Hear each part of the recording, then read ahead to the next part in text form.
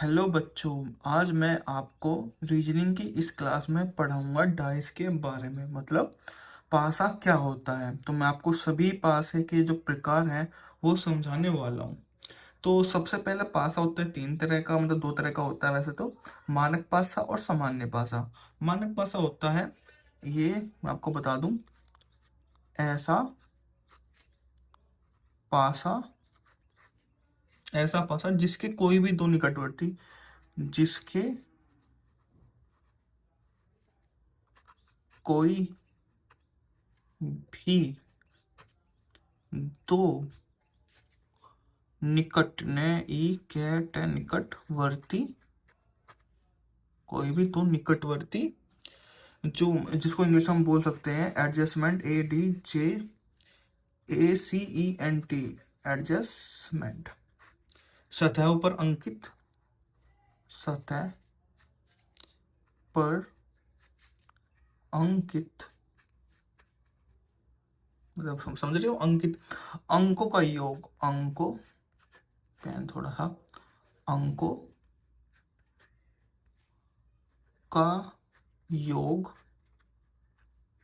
अंकों का योग सात ना हो, सात नहीं होता।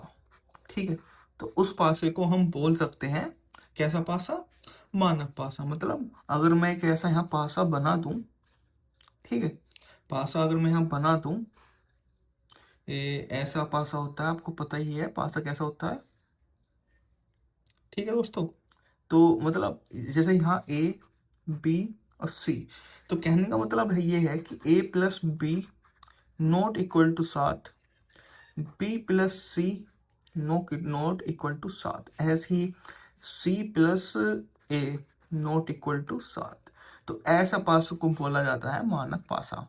उसी में ही अगला पासा आ जाता है जिस पासे का नाम है सामान्य पासा, जिसको हम इंग्लिश में बोलते हैं GENERAL, general dice, DIC, general dice उसको बोला जाता है। ठीक है, तो अब हम जनरल डाइस समझते हैं कि ऐसा पासा, ऐसा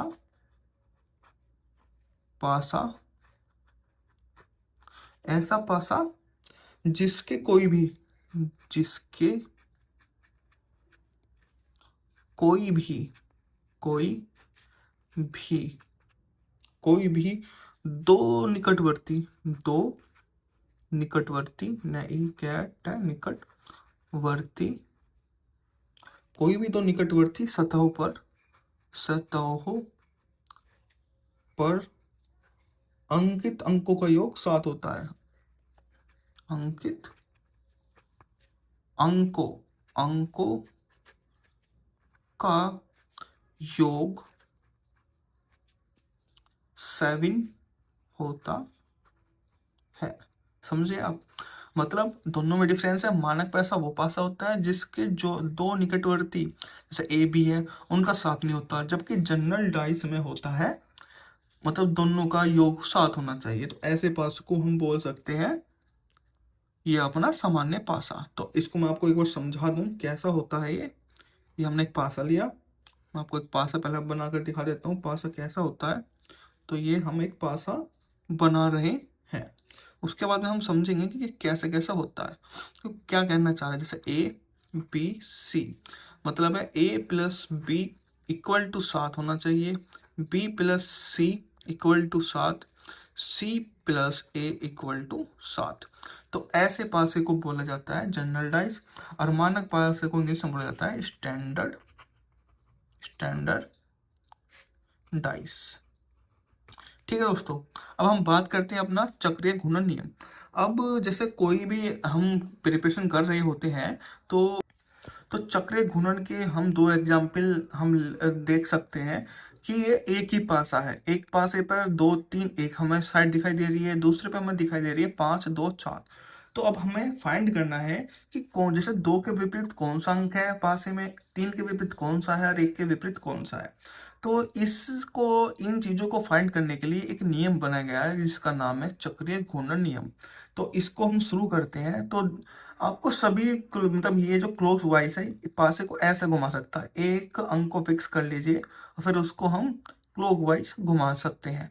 तो मैंने जैसे यहाँ 2 फिक्स कर लिया, यहाँ पे दोनों मुझे 2-2 दिखाई दे रहा है, तो मैंने फिक्स कर लिया है। तो अब हम लिखते हैं, पहले में हमने क्लॉकवाइज घुमाया तो 2 1 3 आया, अगले में हमने क्लॉकवाइज घुमाया तो 2 4 5 आया।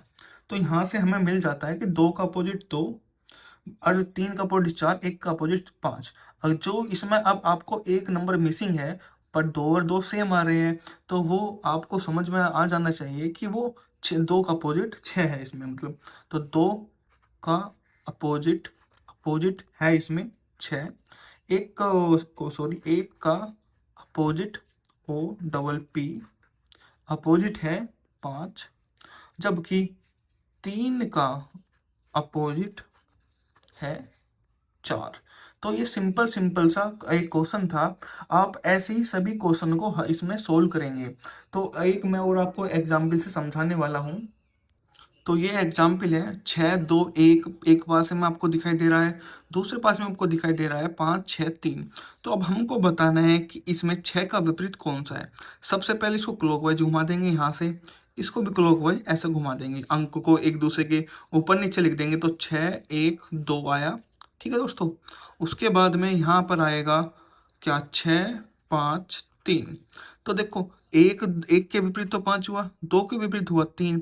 अब हमें 6 के विपरीत बताना है। तो 6 का अपोजिट अपोजिट होगा, क्या होगा, ये आपको मैंने पहले एग्जाम्पल में समझाया कि 6 का अपोजिट होगा 4। चूंकि इसमें हमें 4 नहीं दिखाई दे रहा है, 6 2 बार आ चुका है, तो सिंपल सा 6 का अपोजिट इसमें 4 होने वाला है। तो दोस्तों, ये थे कुछ ऐसे इसके, मतलब मैंने आपको जो पूरी क्लास में समझाया है, आपको ये अच्छे से समझ में आ गया होगा। तो ये रूल है। इसके नेक्स्ट वीडियो में मैं आपको इसका प्रैक्टिस सेट कराने वाला हूँ, जिससे आपको ये सभी और अधिक अच्छे क्लियर हो जाएंगे दोस्तों।